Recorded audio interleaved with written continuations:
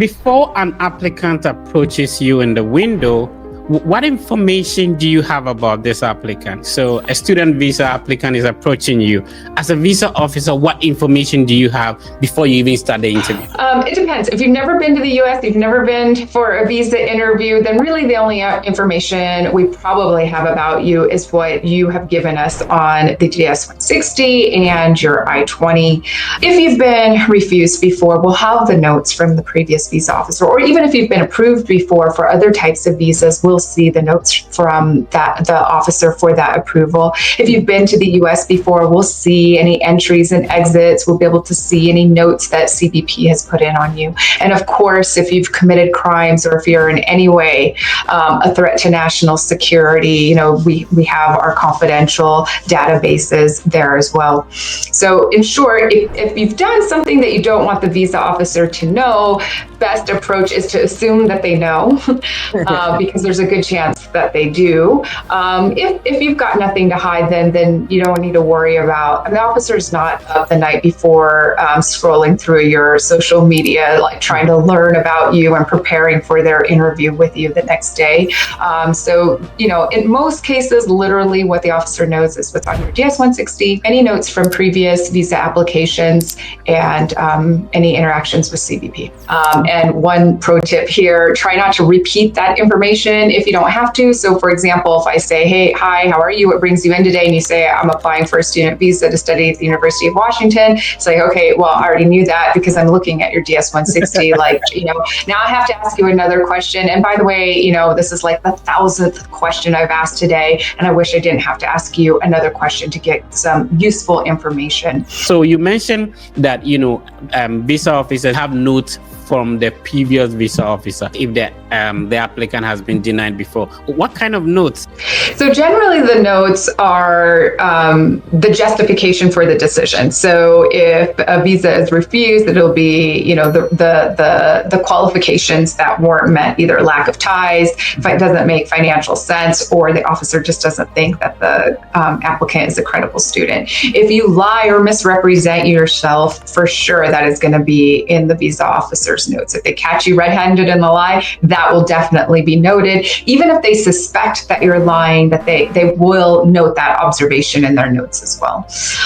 So whatever problem or challenge you had in your first visa interview, just know that is likely going to carry over into your second visa interview. Officers are going to trust their colleagues more than they trust you. So if their colleague has written in the notes that this person was dishonest and today you're trying to say, no, I've always been honest, that's going to be a tough sell unless you have really prepared and know exactly what to say and how to say it in a way that a consular officer or visa officer is going to find compelling and credible.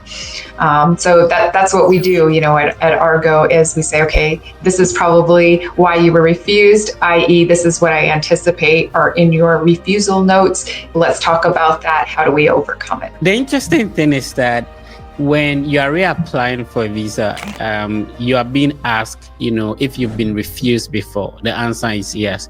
And then you are asked for an explanation.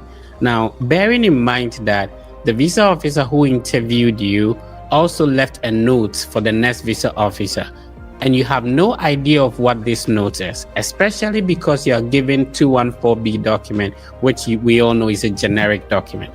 Now, if the applicant writes something different in the DS-160, and then the visa officer also left a different note, does that mean it's a straight denial?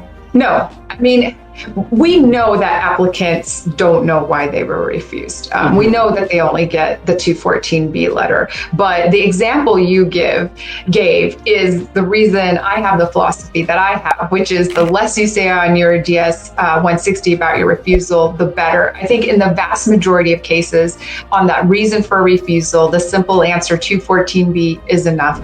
And then you use your interview time to explain why 214B shouldn't have applied to you. And by that, I don't mean you say, well, 214B doesn't apply to me because I have home ties. It's, hey, listen, last time I didn't really explain that this program in the United States is, going to be really beneficial for me in my home country because. There is another school of thought that you can use that box to at least create opportunity for yourself to talk about your best qualifications. So you could put 214B despite, and then, a sentence or two or maximum three about, why you are qualified for the visa.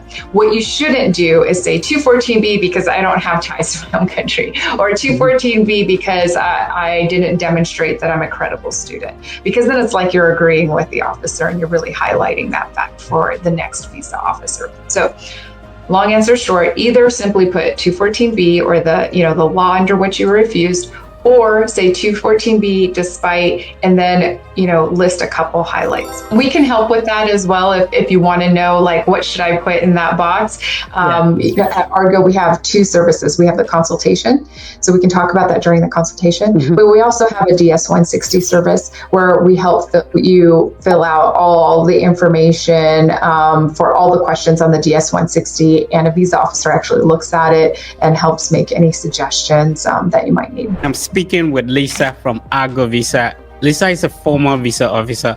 Let me have your questions in the chat. If you had an opportunity to interact with a former visa officer, what questions are you going to ask them? What category of visa are you preparing for? And also, if you're preparing for any category of visa, please don't wait till you get denied before you seek for help.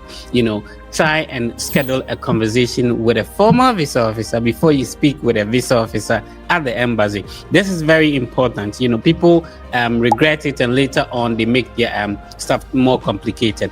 Imagine a former visa officer going through your DS-160, going through your DS-260, having a mock session with you, asking you the questions and correcting your answers before you go for a visa interview. It makes you more confident and very prepared before you face the actual visa interview. How do you schedule a meeting? Please use the link I'm sharing on the screen, and you can book a consultation. And then there is a whole team of former visa officers. You may be lucky to speak to Lisa, but there are other visa officers who you schedule a one-on-one meeting with. You can have a 30-minute package, 45-minute, and even an hour package.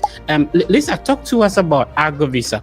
If an applicant books a 30-minute consultation, what actually goes into it? Well, it kind of depends on what the client needs. So if they've been refused before, the first thing we do is identify what went wrong in their first visa interview. So that way we know what the challenge is that needs to be overcome. Ideally, though, people would come to us before they get refused, and then that way we can prepare them as best as possible for their first visa application, because your best chance is your first chance. The officer doesn't have any preconceived notions about you, and you have a clean slate. Whereas once you've had a visa refusal, now you have a hurdle to overcome, and you have to convince a second or sometimes third or fourth officer that the previous officers didn't make the right decision, or that something has changed about your situation that has taken you from unqualified to qualified. So first thing we do, identify, okay, what challenges? Is it that you're new and you don't know what to expect, or is it that you've been refused before and we need to get to the bottom of why you were refused? Second thing we do is then help develop that strategy to help you overcome your challenges, answer any questions that the client may have. So that's what is generally going to happen in a 30-minute package. Now, sometimes clients come to us with really complicated situations, and we try to help them as much as we can in 30 minutes. But people with complicated situations really should be booking a 45-minute or a 60-minute consultation. Yeah. So is this a one-time, so all the 45 minutes or the 30 minutes is held at once, or it's divided into sections? How does it go?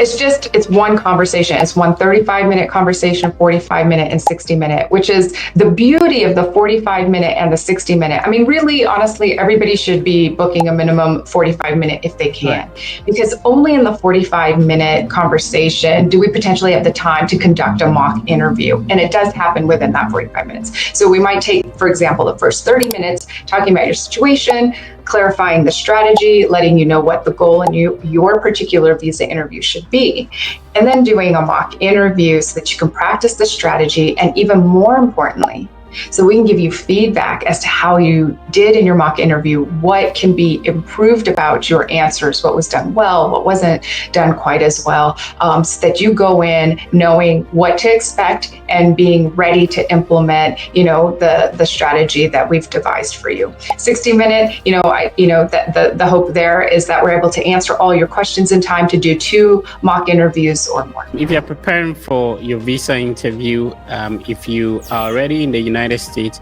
you've petitioned for a family member already, you know this process, especially when it comes to an immigrant visa, takes a lot of time. Now, if you're lucky to secure an interview date, please make good use of this. Do not spend all this time, resources to file a petition for a family member, and they go to the embassy, they get denied. And then if you are lucky to secure a job, whether H-1B, whatever category of visa, try and talk to a former visa officer before you go for your visa interview. To book a consultation with a former visa officer, you will simply click on the link which I'll share in the video description. I'll also put it in the comment section, so it will be pinned in the comment section. It will take you to this website. Now, when you come to the website, you click on book consultation. This website will open. All you need to do is to type in your first name, your last name, you type your email, you set up a password, and then click on that, and then you create an account, and that's it. You're all set.